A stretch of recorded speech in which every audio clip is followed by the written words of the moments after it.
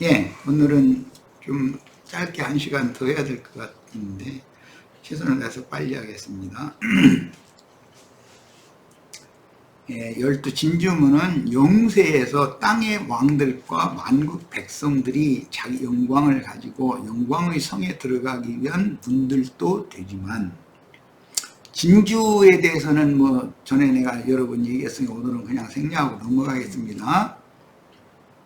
영원하신 하나님의 영광 빛을 가지고 성 밖으로 나와 새로운 우주에 거하는 새로운 만물에게 빛을 전달해주는 사람 천사들이 오는 세상에서는 하나님의 영광을 수호하다가 사명을 받아 영광 빛을 가지고 나오는 분들도 되는 거예요. 왜냐하면 성 밖에 만국이 또 있으니까, 만국에 하나님, 빛이신 하나님과 대화를 나누고 하나님의 말씀을 이렇게 듣고, 그러면 그 사람 자신이 빛을 받아서 속에 빛이 충만해진단 말이에요. 그러면 이제 그게 하나님의 영광이 그 사람의 얼굴로 나타난단 말이에요. 모세가 시내산에 올라서 하나님과 말씀을 나눴더니 본인은 몰랐는데 하나님의 백성들이 모세의 얼굴에서 여호와의 영광이 나타난 거잖아요.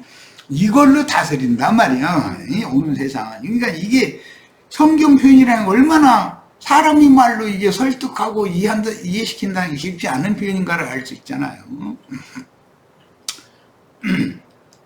스가랴 2장 5절 인용구 봅니다. 여호와의 말씀에 내가 불로 둘러싼 성곽이 되며, 주님 자신이 성곽이 된다는 거예요. 오늘 성곽 청량하는 얘기가 이제 나왔는데, 돌아온 무리의 새 예루살렘의 성곽은 주님 자신이다. 이제 지금 표현이 이런 거죠. 내가 불로 둘러싼 성곽이 되며 그 가운데서 영광이 되리라. 그러니까 거룩한 성 새 예루살렘이나 예루살렘의 성곽 얘기가 나오고, 성 안에서는 영광빛이 충만해, 햇빛이나 달빛이 쓸 데가 없는 영광이 충만해서 그 빛으로 성 밖의 만국을 다스리더라. 이렇게 돼 있잖아요. 이게 쉬운 말이겠어요? 사람의 세상 사람들의 용어로는 이게 이해시킨다니 쉽지 않은 말들이죠. 이해가 안 되죠, 세상 사람들에게는. 거듭난 사람이래야 되고 생명이 장성해서 분별력 있는 사람이래야 이런 말을 알아듣지. 본문의 예언에서 불로 둘러싼 성곽이라는 표현은 바벨론 포로에서 해방받고 돌아와 새 예루살렘을 건축하게 하시면 그 성을 불꽃과 같은 눈으로 지켜보며 보호하리라는 약속인데, 그 영께서 장자들의 교회를 보호하시되, 우린 미약하게 이렇게 출발하고 있지만 세상이 그냥 덮여서 먹어볼 것 같지만 그게 그렇게 되지 않는 것을 꼭 믿으셔야 돼요. 주님이 거기에 계시고 주님의 눈이 그걸 지켜보고 계시면 무엇도 이걸 해할 수 없어요. 지체들의 마음과 생각을, 장자들이 교회에 들어온 지체들의 마음과 생각을 이렇게 지켜주셔야 교회 자체가 지킴을 받는다. 본문에 나타나는 12진주문들은 민수기에서 광야를 진군할 때 유진시가 있고 행군시가 있죠. 가운데 언약궤를 안치하고 동서남북 사방에 레위인들이 에워싸고, 그 다음에 동서남북 사방에 세 지파씩 또 에워싸죠. 이게 이스라엘이 광야를 행군할 때 어디에서 어디까지 가가지고 구름 기둥과 불 기둥이 멈춰서는 그곳 사흘길마다 그렇게 한다고 그랬는데 42번 그런 일이 있었죠. 자, 그곳에 유진을 할 때는 반드시 이런 모형으로, 이런 대형으로 유진을 했었다. 그래서 민수기 2장에 이런 말씀이 나왔고, 12지파는 여호와의 임재처소를 중심으로 약속의 땅을 기업으로 받아서 거주하게 되는 것이다. 이것이 하나님의 나라가 실현이 되어지면 거룩한 성 예루살렘이, 즉 유진시의 여호와의 궤를 에워싼 레위지파가 동서남북 사방에 이렇게 보호를 하고, 그 밖에는 12지파가, 그래서 동서남북 사방에 세 지파씩 있는데 그 세 문들이다. 12지파의 이름이 거룩한 성 예루살렘이나 예루살렘의 12진지문에는 12지파의 이름이 있다라고 기록된 것이 민수기 2장에서 그게 인용한 말이다라는 말이에요. 그 의미를 잘 이해를 하시기를 바라요. 12지파의 문이니까 문지기들이 12를 세우는 것은 여러 가지의 생각이 다 다르지만 통합해서 그리스도의 영의 생각이다. 예, 동서남북 사방에 어떤 사람들은 이 편에서 보고 생각하고 어떤 사람들은 이 서편에서 동편에서 북편에서 남편에서 그런데 그것도 뭐 원래는 증인이라는 건 둘인데 왜 셋씩 했느냐 둘이나 세 증인씩 3과 4를 곱해야 12가 되니까 2를 4로 하면 8밖에 안 되잖아요. 그래서 3과 4를 맞추느라고 그 증인들을 이제 그 세 문지기들로 해서 그 증인들인데 동서남북 사방에서 12진주문이라고 이렇게 표현을 해놨단 말이에요. 이건 지난 시간에 3과 4를 곱해서 12라는 기분수를 얻어놓고 이것을 몇 배수 하느냐 12를 또 곱하면 144가 될 것이고 문제는 이제 3과 4를 더하면 7이에요. 교회 시대예요. 이게 7교회인데 3과 4를 더해도 7이지만 1에다가 6을 더해도 7이에요. 그 유대교는 유일한 하나님만을 주장해 가면서 전부 육적인 사람들이 그들이 섬기는 하나님과 연합해 있다 이거예요. 그게 1과 6이 더해져도 7은 7이에요. 7교회. 그게 세상 교회다. 우리는 하나님의 계획을 인자 예수가 이루시고 그 영이 오셔서 우리들에게 실제적으로 구원을 이루시는 이 하나님을 믿는 중이에요. 우리는 그게 3과 4가 더해진 7 교회 중에서도 이기는 자들만 또 빼내는 것이 하늘에 기록한 장자들의 교회다라는 거예요. 어느 지파에 속한 모든 백성은 반드시 자기 지파의 족장 명의로 분배받은 땅에서 구약시대의 족장이라는 것은 신약시대에는 인도 직분자죠. 장로예요. 그가 계시로 받은 것을 함께 계시로 본다 이거예요. 나에게 말씀을 가르침 받는 형제들은 나에게 계시해 준 그 면의 것들을 같이 받고 같이 나눠 갖고 같이 누리게 마련이라는 거예요. 이스라엘 12지파는 그래서 어떤 지파에게 먹히거나 즉 합해지거나 소멸돼서 없어지거나 할 수가 없도록 하려고 딸만 낳은 경우는 시집을 타 지파 사람에게 보내지 않는 거예요. 같은 지파 동족에게 보내서 거기서 후손을 이으면 지파의 그 기업이 감삭되거나 늘어나거나 할 리가 없다. 하나님이 정해준 대로 딱 분배가 계속 이어지는 것이죠. 이게 그러니까 이스라엘 나라는 어떤 개인보다도 지파가 더 중요하다라는 걸 알 수 있단 말이에요. 하나님의 뜻은 여기에 있다. 성곽의 기초석들 위에 어린 양의 12사도의 이름이 기록되었다고 하셨는데 교회는 큰 반석이신 그리스도의 구속을 기초로 세워지는 것이며 사도들은 구속을 이룬 주 예수의 큰 일을 온 땅에 증거할 위임을 맡은 지휘자들입니다. 실제로 교회는 사도들과 선지자들의 터 위에 건축되는데 구속을 이루신 주님이 교회를 건축할 성전의 터지요. 교회의 터는 주님 자신, 주님이 이룬 구속이죠. 그런데 그 구속을 사방 모든 사람들에게 가서 전도를 해서 사람을 얻어야 되기 때문에 그래서 사도들과 선지자들이 터 위에 너희가 세움을 입는다. 교회를 설명할 때는 이렇게 설명한다는 거예요. 이 말은 대제사장이 1년 1차 대속죄절기에 지성소의 속죄소 즉 시은좌에 나아가 속죄의 피를 뿌림으로 이스라엘 모든 백성의 죄를 속량받던 율법으로 계시하신 구속 곧 죄들의 사면에 관한 법을 실현하신 주 예수께서 이런 구속에 동참한 영혼들로 교회를 세우고 이기는 자들을 빼내어 장자교회로 회복한다는 뜻입니다. 이걸 내가 지금 예, 하늘에 기록한 장자들이 교회를 회복해야 된다는 얘기를 내가 여러 방면에서 계속 한두에 설명하고 있는 중이에요. 그렇지 않으면 주님이 오실 수가 없어요. 주님은 그분이 전으로 오셔야 되니까 전이 세워져야 돼요, 기본적으로. 그런데 주님이 세운 전을 마귀가 사탄의 사자들을 보내서 세속화시켜버리잖아요. 마귀의 전으로 사탄의 보좌가 있는 그게 이제 베다벤 귀신의 집으로 변질시켜버리죠. 그럼 이것을 회복해야 된다는 거예요.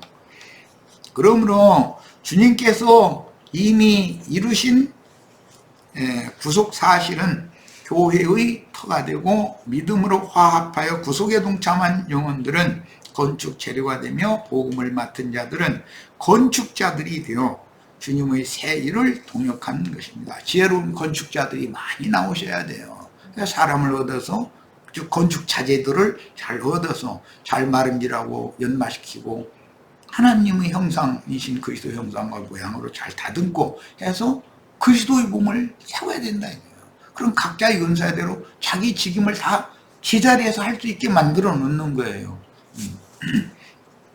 주님의 죽음과 장사와 부활과 승천을 거쳐 재림하신 그 영을 부음받아 속함받은 영혼들을 하나님의 영광 앞으로 인도하시는 구원 과정에 대하여 정확하게 증거하고 가르치는 그 부활 그 생명이신 그리스도의 증인들인 사도들과 선지자들과 목자와 교사들의 증거와 가르침을 통해서 그리스도의 새몸 사람으로 오셨던 인자 예수의 몸은 그 성전은 무너지고 그 영이 되어서 오셔서 성령으로 침례받은 영들 주 아빠의 한 영이 된 자들을 불러 모아서 그리스도의 몸인 교회를 더 크고 온전한 참장막을 새로 세워야 된다. 그런데 이 일을 마귀가 가만 놔두고 보지 않는 방해를 하는 거죠. 그래가지고 기독교라고 하는 유대교로 변질시켜 하나님 나라를 유대교로 변질시킨 것처럼 주님의 교회를 기독교로 변질시켜 놔버렸단 말이에요.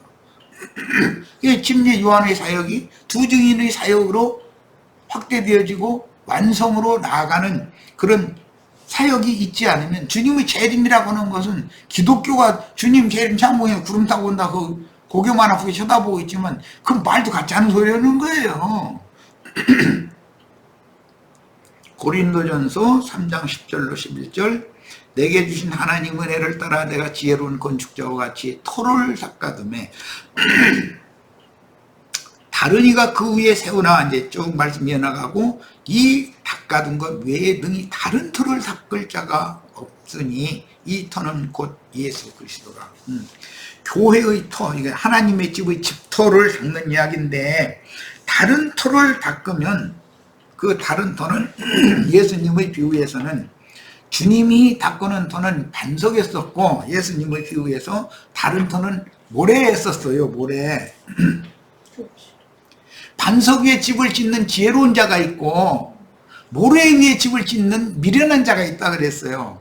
기독교계 유명한 목사들은 전부 내가 볼 땐 미련한 자들이에요. 그들이 세상 지혜가 없어서 미련하다는 말이 아니에요. 하나님의 지혜와 지식이 너무 없다 이거예요. 미련해. 내가 볼 때는 지금 구약성경은 내 백성이 지식이 없어 망한다 그랬는데 유대교 지도자들이나 유대인들이 지식이 없습니까? 오늘 기독교계 목사들이나 기독교계에서 유명하다는 사람들이 세상 지혜나 세상 지식이 없다는 말이겠어요?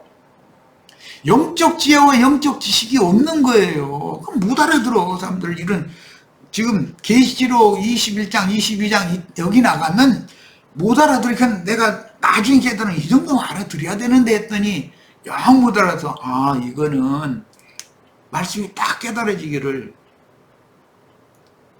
내가 열어놓지 않으면 누구도 열 수 없고 내가 한번 닫아놓으면 내가 열면 누구도 다 닫을 수도 없다. 이 말씀이 딱 떠오르더라고. 그래서 이거는 온전히 주님의 은혜에 속한 문제구나. 사람이 설명한다고 내 생각 이 정도 설명은 알아들어야 되는데 했는데 그게 내가 하려고 한 거예요. 주님께 맡기는 수밖에 없구나라고 생각한 거예요. 은혜가 있어야 돼요. 오늘 우리 형제 자매님들에게도 은혜가 임하기를 바라요. 은혜가 있어서 저 사람이 지금 무슨 말 하는지 이게 계시를 탁 열려야 되거든. 영적인 말인데 이건 전부. 에베소서 2장 20절 너희는 사도들과 선지자들의 터위에 세움을 입은 자라 그리스도 예수께서 친히 모퉁이 돌이 되셨다. 모퉁이 돌이 된 것은 이쪽 면과 저쪽 면을 연결하기 위한 거예요. 그게 유대인이나 이방인이나 다 한 몸을 세우는 일에 같이 세워져야 된다는 거예요. 하나님은 유대인의 하나님만이 아니에요. 이방인 하나님도 되기 때문에 그러셔요. 베드로전서 2장 4절로 8절 사람에게는 버림받았으나 하나님께는 택하심을 입은 보배로운 산돌이신 산돌이라고 그랬는데 생명의 돌이다 이게요. 그것은 신약의 용어로는 생명의 성령이라고 표현했어요. 예수에게 나와 너희도 산돌같이 우리도 성령으로 침례를 받아서 우리 영이 침례를 받으면 거듭난 영이 있으면 우리도 생명의 돌이 된다. 신령한 집으로 세워지고 예수 그리스도로 말미암아 하나님이 기쁘시게 받으실 신령한 제사를 드릴 거룩한 제사장이 될지니라. 이 말은 기독교의 신부나 목사들을 되게 싫어하죠. 우리는 거룩한 기름 부음 받은 주의 종인데 너희는 평신도 아니냐. 기름 부음 받는다는 게 뭔 뜻이에요? 그 영으로 영이 침례를 받는다 이 말이잖아요. 그런데 그렇게 유능하고 머리도 내가 보면 굉장히 좋은 것 같은데 그런 목사라는 분이 내 말을 못 알아듣는 거 보면 이게 정말 참 요한의 침례는 반드시 예수 그리스도 이름 안으로 받는 성령의 침례로 반드시 수정되어져야 돼요. 이게 바꿔져야 되는 거예요. 나도한 형제가 아무리 가르쳐도 나는 종으로서 말씀을 가르칠 뿐이고 성령이 형제 자매님들에게 임하셔서 은혜의 영으로 임하셔서 나도한 형제가 가르치는 말을 깨닫게 해주셔야 돼요. 이렇게 바꿔줘야 돼요. 내가 하는 말을 교리로 듣고 아는 척 어디 다니면서 따따붙달라고 그러고 사람 만나면 무조건 오고 막 가르치려고 하고 이렇게 되면 또 죽이는 짓뿐 하는 거다 이거예요. 성령이 이 가르침을 받고 나서 성령이 은혜로 임하여 이 말의 의미 하나님의 마음에 감춘 선하고 깊은 뜻을 계시로 깨닫게 해줘야 되는 거예요. 나는 다만 주님께로 나가도록 이렇게 길과 문을 이렇게 가르쳐주고 지시를 해줄 뿐이지 내가 그걸 인도해 수는 없잖아요. 주님이 인도자가 되어줘서 당신 자신께로 이끌어 오셔야지. 그건 은혜가 필요하단 말이에요. 위에서 은혜를 부어주시면 사람은 믿음으로 이걸 영접해서 받아들여야 돼. 이제 계시를 받는다는 건 그런 뜻인 거예요. 그래서 내가 이런 얘기 좀 나누려고 영접하는 자 곧 그 이름을 믿는 자들에게 하나님의 자녀가 되는 권세를 주셨다고도 돼 있다. 성령으로 영이 거듭나면 하나님의 자녀가 되는 건 똑같은 말인데 이제 그래서 다른 각도에서 좀 다뤄보자 내가 한 건데 이상하게 요즘 뭐 그렇게 바쁜 일이 있는지 어쩐지 통이 소식이 없네. 좀 제발 좀 그렇게 유능한 분들이 좀 깨닫고 그리스도 종으로 돌아오면 얼마나 좋겠어요. 아니 그 마음이 너무 애타요 사실은. 베드로전서 2장 4절로 8절 사람에게는 이거 했지. 경에 기록하였으되 보라 내가 택한 보배롭고 요긴한 모퉁이 돌을 시온에 두노니 저를 믿는 자는 부끄러움을 당치 아니하리라 하였으니 저를 믿는다라는 게 지금 인자 예수를 믿으면 요한의 제자에다가 주님의 제자가 되는 거죠. 그런데 주님의 제자를 팔레스타인 땅의 예루살렘 밖의 사마리아와 땅끝까지 팔레스타인 땅의 한계 내에 보냈어요. 12사도를. 그리고 70사도를 또 보냈어요. 그것은 포상이고 그 영이 오셔서 모든 민족에게 땅 끝까지 파송을 하셔야만 하나님의 뜻이 이루어진다 이거예요. 그래서 오늘 우리는 땅 끝 사람들이잖아요. 유대인들이 볼 때는 이방 죄인들이 했었고 할 리 없는 자들이 했었고 그런데 하나님은 하늘 이 끝에서 땅 저 끝까지 자기 백성을 불러 모으시는 능력이 있단 말이에요. 그럼 그 영을 받은 제자들을 땅 끝까지 파송해서 보내면 되는 거예요. 지금은 추수 때이기 때문에 사람이 직접 가서 전하지 않아도 인터넷이 발달해서 햇빛의 속도로, 빛의 속도로 온 우주에 지금 이 말씀 나눈 이 말씀이 지금 북극에서도 남극에서도 다 동시에 어느 정도의 시간차에 해봐야 1초도 안 되는 시간차에 다 전달되고 있잖아요. 빛의 속도로 지금 말씀이 전파되고 있어요. 자, 이것만 봐도 추수 때구나 알 수 있잖아요. 그리고 하나님이 죄악으로 충만한 인간 세상에 임하신다는 말이 무슨 뜻이에요? 하늘에서 무슨 기독교가 생각하는 것은 천사들 막 앞서가요 나팔 불으면서 뭐 예수님이 어디로 오고, 지금 그게 아니고 하나님은 말씀인데 말씀을 맡은 종들이 땅끝까지 모든 민족에게 사방에 천지사방에 보냄을 받아서 그들이 사람들에게 말씀을 전파하면 말씀이신 하나님이 그 사람들에게 지금 임하시는 거잖아요. 말씀이 오는 것이 하나님이 오시는 거예요. 말씀이 육신이 되셨다가 말씀을 이루신 그분이 그 영의 말씀으로 지금 현재 임하시는 것이 주님 오십니단 말이에요. 임하십니단 말이에요. 이제 이걸 나타내심이 돼야 되기 때문에 우리가 이 사역을 해야 된다 이 말이에요. 주님의 재림에 대해서 이게 가르치려면 기독교인들이 만약에 나처럼 가르치면은 말씀이 사람들에게 전파되는 것이 주님이 사람들에게 임하시는 거예요 해가면서 돌 들고 달라들을 거예요. 하나님이 사람에게 어떻게 온단 말이요? 말씀을 보내요. 말씀을 통해서 오시는 거지. 말씀이신 하나님이니까. 이런 말도 못 알아듣고서 막 덤비면 이건 문제죠. 성전의 터는 모든 신앙의 터가 되는 진리 지식의 기초이니 주님의 교회와 거룩한 성 새 예루살렘은 동일한 성분이며 땅과 사람은 동일한 성분이라는 건 지난 시간에 충분히 말씀드렸어. 신토부리 얘기까지 가면서 장자 교회의 결과는 거룩한 성이기 때문에 우리는 교회 건축에 관한 상세한 내용을 바르게 알고 진리의 기둥과 터 위에 단체적인 주님의 거처로 세워져야 합니다.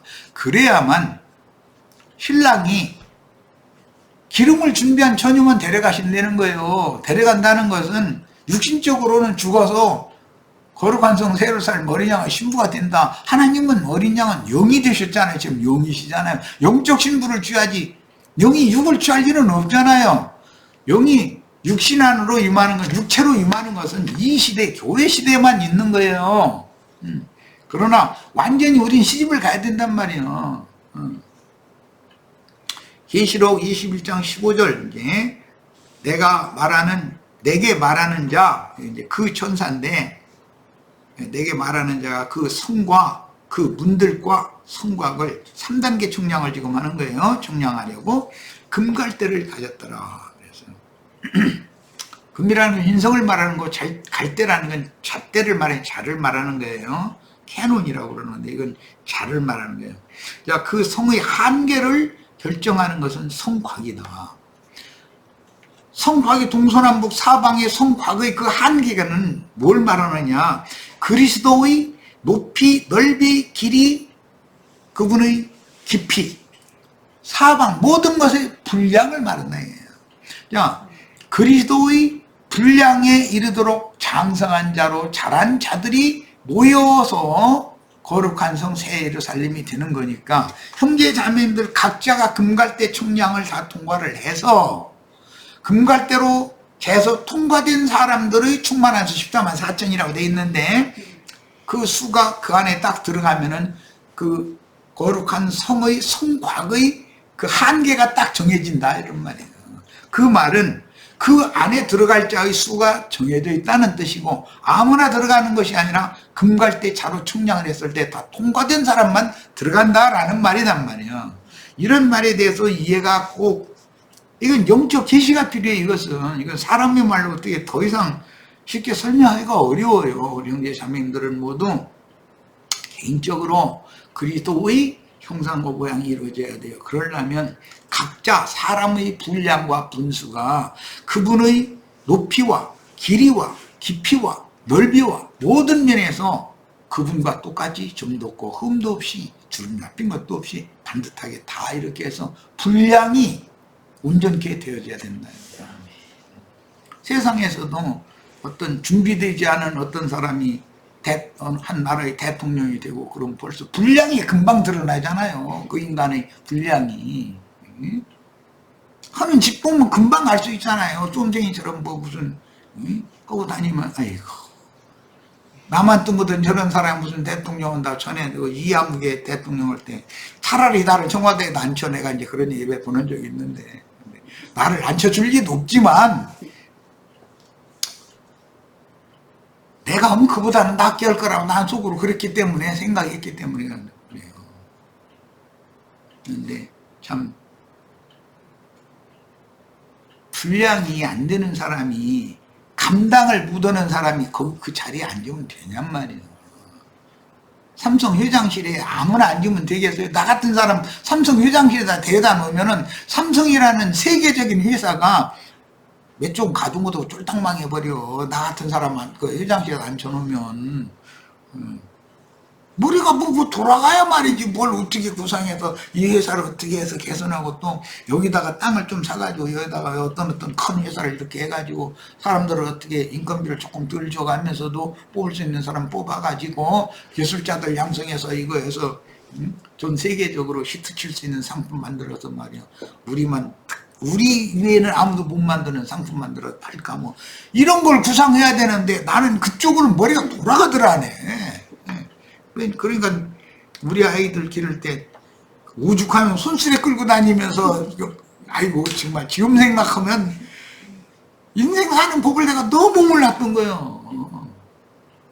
거기다 뭐 물건 끌고 다니면서 그 고생 죽어라고 해도 엊그전에 그 얘기했지만 파출소 그 소장 몇몇 직원들 저녁 가서 저녁 식사 회식거리도 안 되는 거든. 그거 다 팔아봐봤자.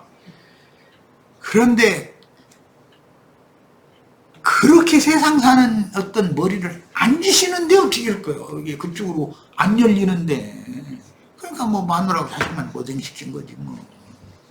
그러나 나는 영의 세계에 대해서 주님께서 나는 이것은 확신하고 자신 있게 말할 수 있어요.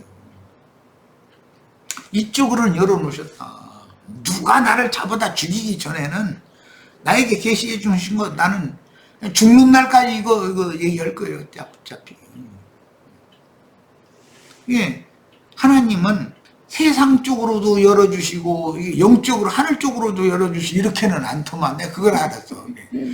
인간을 사는데 말이야 오죽하면 내가 저기 동창생 만나가지고 야 너 학교 다닐 때는 말이야 뚝뚝하고 그러고 말이야 뭐더니 이게 뭐냐는 도대체 막 해가면서 내가 밥 사줘가면서 1시간 내 2시간 내 설교해대고 있는데 이야 정말 자존심 상해도 사람을 꺾고는 이야 주님께서 내가 얼마나 교만하고 손실에 끌고 다니면서 이러고 근근하게 먹고 살면서도 내가 자존심은 살아가지고 하나님 보일 때 이놈은 더 꺾고 놔야 되는데 이 꺾기가 쉽지가 않으니까 아니 학교 다닐 때 동창생 그거 아무것도 아닌 거 놈이었었거든.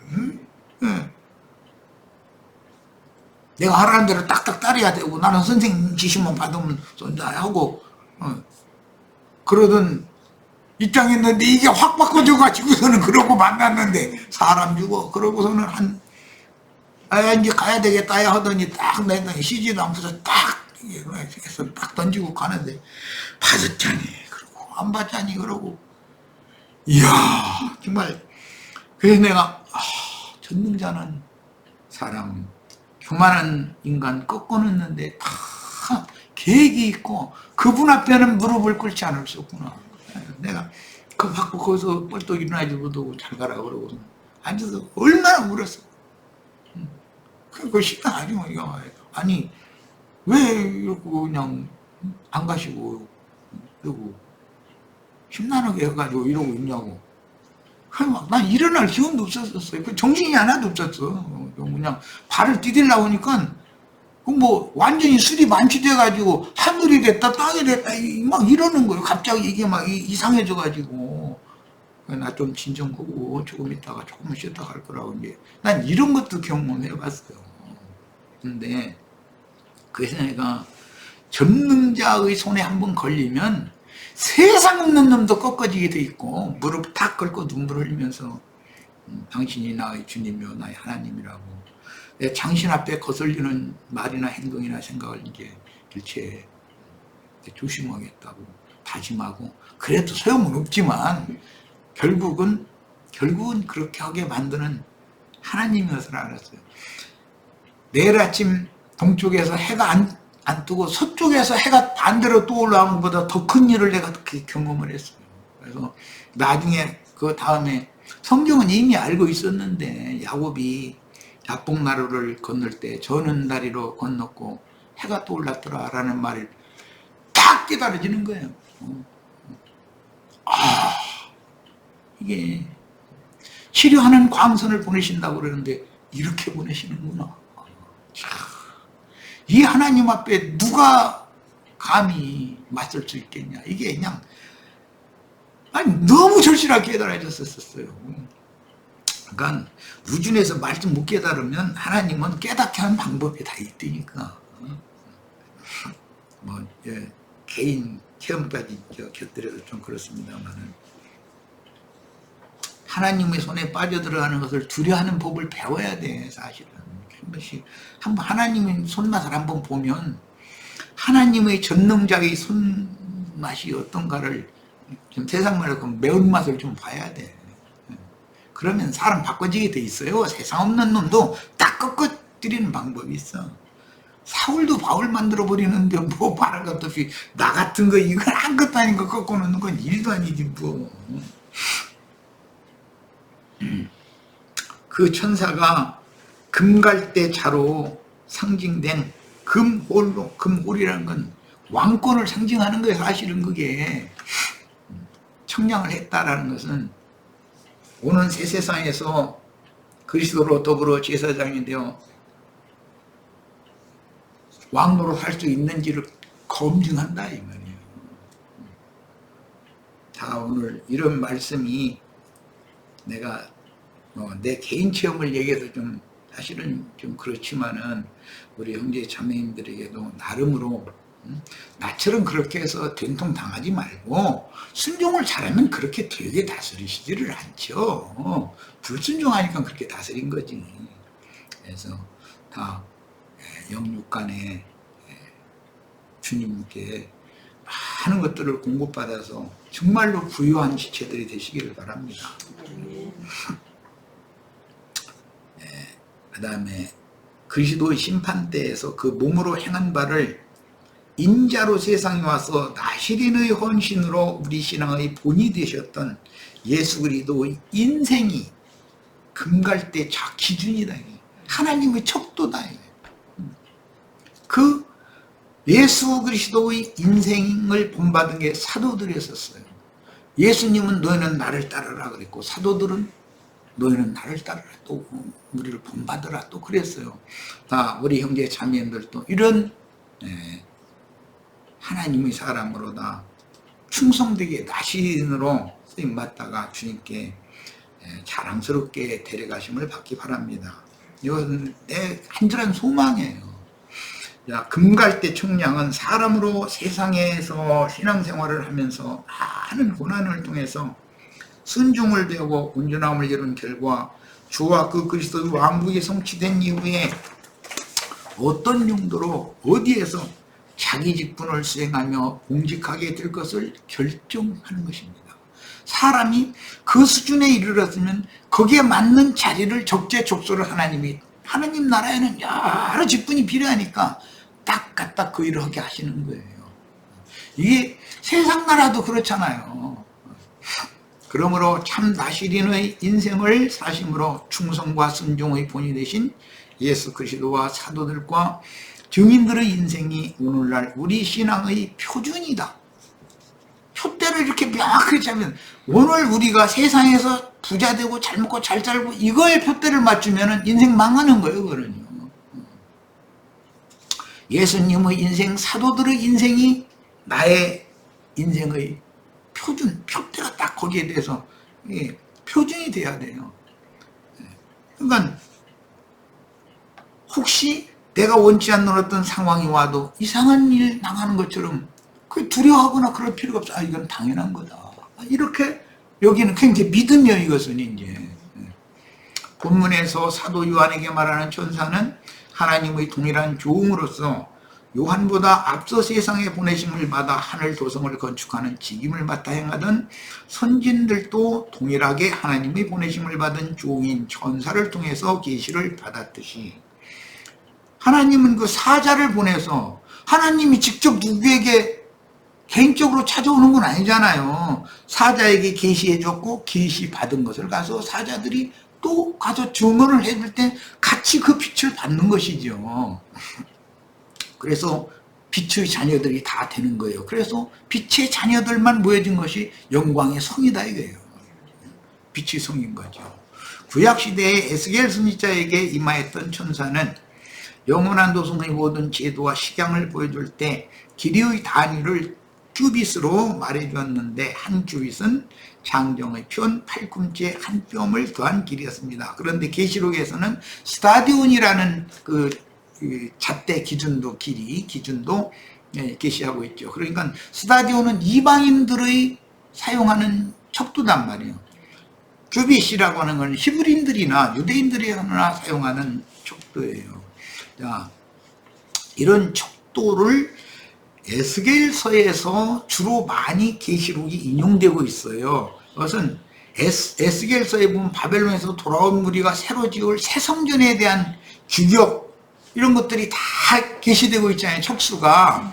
그러니까 그것은 전부 규빗으로 계시가 됐죠. 그런데 계시록에서는 스타디온으로도 계시를 했어요. 그것은 유대인들만의 신전이 아니다. 이방인들도 함께 하나님의 존으로 세워져야 된다는 걸 암시한다는 거예요. 그 다음에 뒤에 스가랴 선지자는 바벨론 포로 생활을 마치고 돌아온 무리를 인도할 스룹바벨의 손에 있는 다림줄이라고 하는, 다림줄이라는 말은 목수가 이렇게 저쪽에다 못을 박고 이쪽에다가 쫙 크게 보서 따뜻하게 올렸다가 탁 놓으면 딱 금이 그어지는 거 보고 다림줄이라고 그래요. 그런 줄이 스룹바벨의 손에 들려 있었다. 스룹바벨은 왕손이잖아요. 돌아온 무리의 왕손이었었어요. 여호수아는 제사장의 후예에 있었고, 그런데 스룹바벨의 손에 들려 있었어요. 그래서 지어진 성전을 스룹바벨 성전이라고 그러죠. 스룹바벨 성전. 그 성전을 헬라 왕 안티오코스 에피파네스가 무너뜨렸죠. 이것을 헤롯이 로마 황제의 도움을 받아가지고 예루살렘에 46년 동안 새 성전을 또 건축을 했을 때 예수님이 오셨었어요. 그래서 예수님은 그 성전을 무너뜨리지, 돌 위에 돌이 하나도 남지 않고 반드시 무너뜨려진다라고 그랬어요. 그 성전이 무너져야, 사람의 손으로 지은 성전이 무너져야 하나님이 친히 지은 성전인 교회를 세울 수 있기 때문에 그런 거예요. 오늘 큰 성 바벨론인 기독교가 반드시 무너져야 돼요. 그게 무너지지 않으면 장자들의 교회가 세워질 수가 없어요. 이런 이치를 꼭 깨달으시기를 바라요. 스룹바벨의 손에 있는 재건할 성전 지대를 측량하는 이상은 예수 그리스도의 구속으로 말미암는 하나님의 전인 교회의 토를 닦고 장자들의 교회를 세우는 이상을 보인 것으로 천부 복음을 듣고 마음에 믿은 모든 성도의 영혼들을 모아서 하나님의 성전을 짓기 위하여 성전터인 예수 그리스도께서 이루신 구속을 미리 구약 선지자들에게 계시해 주신 것이다. 예수님이 오셔서 교회를 세울 터를 닦기 위하여 구속의 터를 세울 거다. 그래서 그분이 오셔서 죽고 장사되고 부활 승천했다가 영으로 오셔서 제자들을 보내서 제자들의 전도를 통해서 세토를 닦아가지고 거기에 주님의 천국인 교회를 세울 거다라는 이상을 구약성경에 보여주셨던 거예요. 오늘 우리는 신약의 교회가 다시 마귀로 말미암아서 타락되어서 기독교가 됐잖아요. 자칭 유대인의 회당이 됐잖아요. 요한이 왔을 때는 유대인들의 그 회라는 것이 전부 뱀들이 독사의 새끼들을 초소했잖아요. 오늘 기독교라는 게 뱀들 독사 새끼들이 초소다 이거예요. 귀신들의 집이다 이거예요. 그것을 무너뜨려야 돼요. 그리고 하늘에 기록한 장자들의 교회를 완전히 회복해서 새로 세워야 돼요. 그럼 예수님이 닦아낸 그 터를 변경시키면 안 된다. 절대로. 그래서 내가 그 기준, 터라는 건 신앙의 표준이라는 건 예수님의 인생을 말한다. 사람으로 와서 말씀이신 분이 전능자가 인생을 살고 고난받고 죽임당하고 장사되고 부활 승천했다가 그 영으로 제자들에게 임해서 제자들을 통해서 오늘 우리들에게까지 전도가 되어지는 거예요. 이게 그리스도의 구속의 터는 누구도 바꿔낼 수 없다. 그 터는 주님이 바꾸는 터는. 그래서 요한 때부터 천국은 침노를 당하므로 침노하는 자는 천국을 기업으로 취하듯이 천국인 교회를 무단점령한 자칭 유대인의 해당 지도자들을 대적하여 이기고 이게 마귀의 미혹을 이겨야 되는 거예요. 큰 음력교회에서 빼낸 자들로 장자교회를 회복해서 주님이 그분의 전으로 재림하여 주님이 오시면은 독사의 자식들은 전부 불로 침례할 거예요. 꺼지지 않는 불 속에. 불못에 다치고 넣어버리면 우주적인 청소를 하는 거예요. 그리고 나서 인마진 12지파를 통해서 그 천년의 새 왕국, 메시아의 왕국을 새로 펼쳐나갈 거예요. 이 일을 위해서 오늘 우리가 지금 준비 단계에 있는 거예요. 주님의 재림을 위해서 충성을 다해야 돼요. 우리 이제 자매님들. 인생의 목표를 여기다 둬라. 세상사에 너무 하지 말아라. 그렇게 안 해도 다 먹을 거 입을 거 다 주님이 주시는 걸 믿으시기를 바라요. 지금 현재 형제들 자매들 가지고 있는 것만이 다 남은 인생 살고도 남아. 내가 보기에는 나보다는 뭐 부족하지 않을 거라고 난 믿어. 사실은 내가 뭐 큰 부자도 아니야. 그런데 진짜 난 아무 부족이 없어요. 부족함이 없어요. 나는 주님이 책임질 거라는 걸 믿으니까 나보다 더 부자는 없다고 생각해. 우리는 이미 계시록 11장에서 두 증인 말씀을 나눌 때 이 말씀을 내가 반복해서 얘기를 했었어요. 자, 그때 지팡이 같은 갈대로 이제 청량을 하는데 성전 바깥마당만 왔다 갔다 하는 애들은 청량하지 말고 성전 안에 들어가서 경배하는 자들만 청량하라 그랬어요. 그 증인들이 하는 사역이잖아요. 그 뭔 뜻이에요? 기독교계 가라지물인 청량하지 말고 하나님 백성들만 청량해라 그 말이잖아요. 자, 모든 믿는 이들이 다 성전의 성소 안에 마당만 밟고 왔다 갔다 하는 신앙 가해서는 안 된다는 거죠. 성소 안에 들어온 것이 아니고 성전 바깥 마당만 밟고 왔다 갔다 할 수가 있기 때문에 이 말은 그가 분명히 어린 양의 피와 자기 증거하는 말로 사단의 참소를 이길 수 있는지 여부를 먼저 점검을 받아봐야 된다는 거예요. 자, 어린 양의 피의 증거를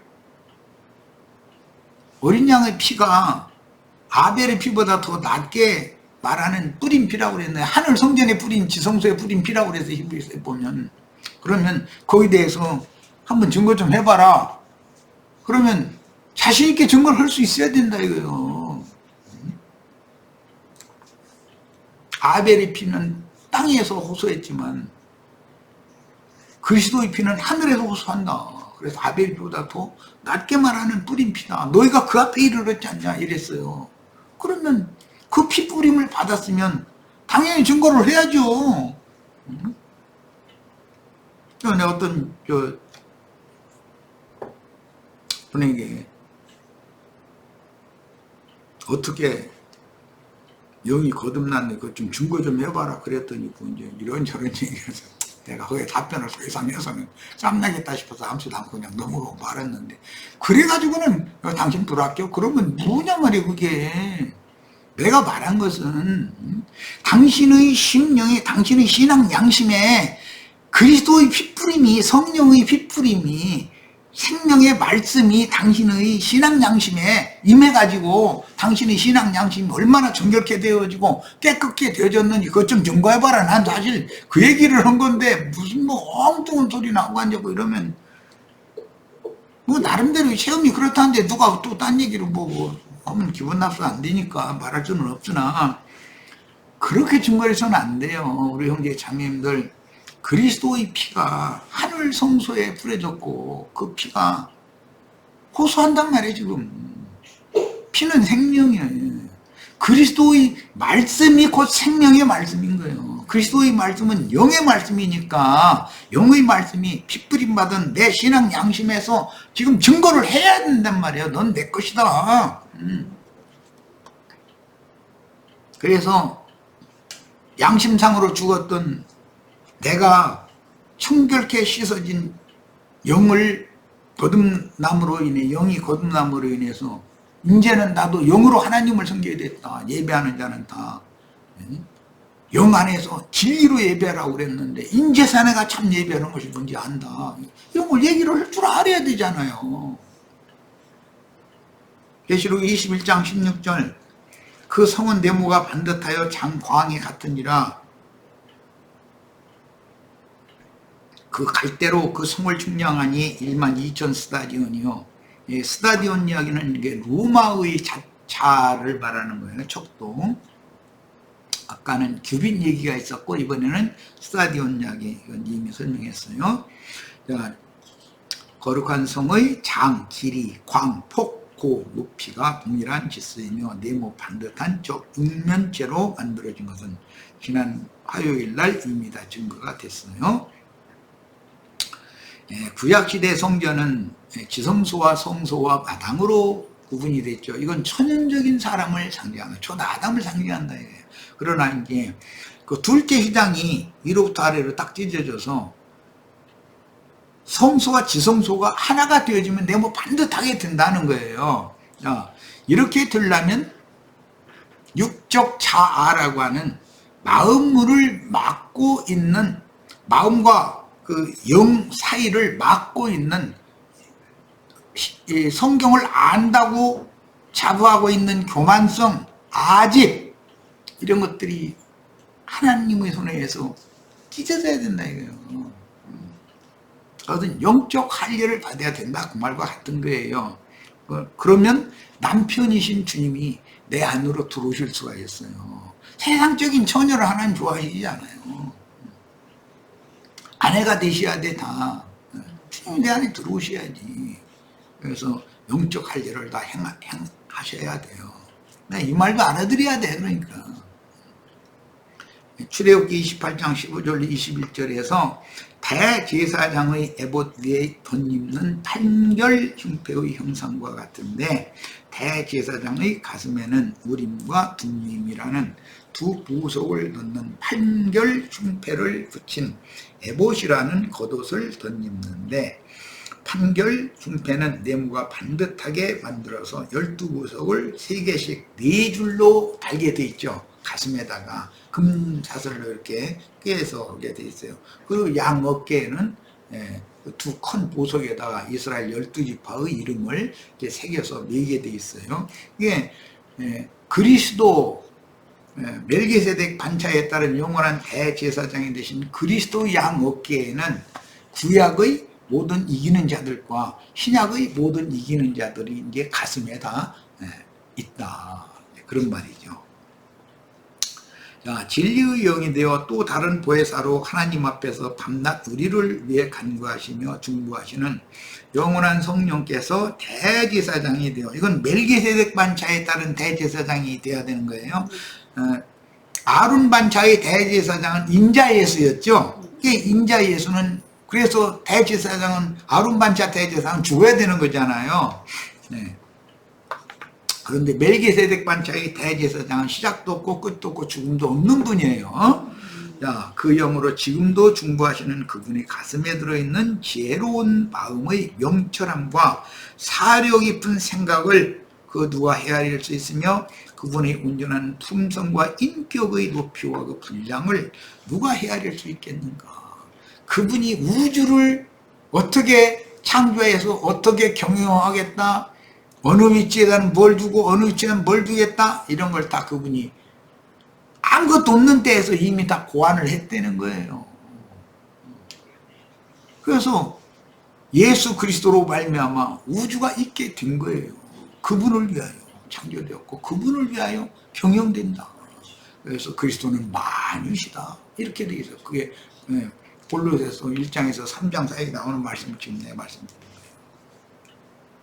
그분의 가슴에 있는 하나님의 지혜와 총명으로 온 우주를 삼계와 만물을 고안하여 창조하셨으며 경영하시며 천상세계에 있어야 될 것들, 지상세계에 있어야 될 것들, 지하세계에 있어야 될 것들을 하나님이 다 이미 고안해서 삼계를 다 그분의 계획대로 창조했고 그분의 계획대로 경영하고 계신 것이다. 이거 꼭 믿어지셔야 돼.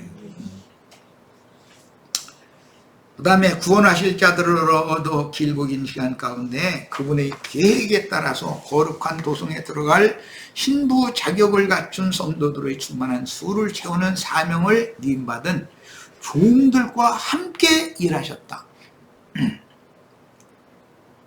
에녹이 하나님과 여호와 하나님과 동행했다고 그랬죠. 그럼 무슨 뜻이에요? 하나님은 영인데 에녹의 심령과 하나님의 심령이, 하나님이 에녹에게 당신의 마음에 품고 있던 선하시고 기쁘신 뜻을 계시해 주심으로 에녹은 그 믿음으로 영접을 해서 계시를 받았다 이거예요. 믿음이라는 건 계시로 오는 거예요. 계시로. 그러면 노아가 사는 것, 에녹이 사는 것 자체가 주님이 에녹과 함께 사는 거다. 에녹은 전도를 위해서 인생을 산 사람이다 이 말이죠. 그래요. 그러면은 짧게 1시간 더 하기로 잠깐 쉬겠습니다.